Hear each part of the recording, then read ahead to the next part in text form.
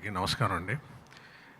ఈరోజు అల్లు అరవింద్ గారికి, వారి వారసులకి, మెగాస్టార్ చిరంజీవి గారికి, వారి వారసులకి, నటరాజ స్వరూపమైన కళాకారులందరికీ నా నమస్కారాలు, కళాభివందనాలు. ఈ ఫంక్షన్లో నిజానికి చెప్తున్నాను, వీళ్ళ కుటుంబ సభ్యులందరినీ కళకళలాడుతుంటే అవి చూసి వాళ్ళు ఏమన్నా మాట్లాడితే విని నేర్చుకుందామని కూర్చున్నాం. కానీ నాకు మీ అందరి ముందు మాట్లాడేంత అనుభవం లేదు, అంత ఇది నేను చేయలేదు. ఎందుకంటే అందరూ సాధించిన వాళ్ళు, చాలా చాలా సాధించారు వాళ్ళ వారసులు. రామలింగయ్య గారు, నాన్నగారు కాంబినేషన్ ఉండి నాకు ఈ గౌరవం వచ్చిందని ఇవాళ పిలిచినందుకు అరవింద్ గారికి కృతజ్ఞతలు తెలుపుకుంటున్నాను.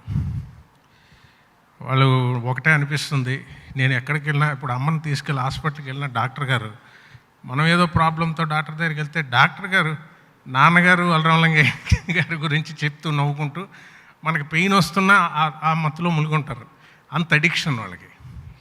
అంత ఇంపాక్ట్ ఎలా చేయగలిగారు వీళ్ళు, రామలింగయ్య గారు, నాన్నగారు అని ఆలోచించినప్పుడు ఏదో నాకున్న అనుభవంలో యాక్టింగ్కి పిలిస్తే యాక్ట్ చేసి వెళ్ళిపోవడం వేరు, జీవితంలో అనుభవం ఉన్నవాళ్ళు, జీవితం ఒక మనిషిని వాడాలనిపిస్తుంది, అలా వాడిన మనుషులు వాళ్ళు, జీవితం వాడింది వాళ్ళని, అది వాళ్ళ నటనలో కనబడింది అన్నది ఇది. ఎందుకంటే అలా స్వాతంత్ర ఫ్రీడంలో ఉన్న రామలింగయ్య గారు ఒక హోమియో డాక్టరు, ఒక కమ్యూనిస్టు, ఒక సోషల్ యాక్టివిస్టు, నాటకానుభవం, సినిమా.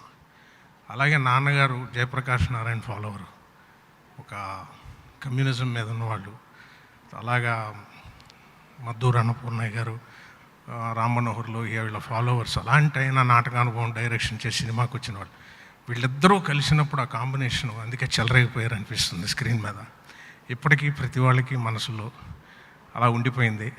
కొన్ని కాంబినేషన్లు వాష్ బేషన్లో పోతాయి, కానీ ఈ కాంబినేషన్ అలా అవ్వలేదు. ఇప్పటికీ ప్రతి వాళ్ళలో రావుగోపాలరావు, రామలింగయ్య గారిని తీపి గుర్తు మిగిలిపోయింది.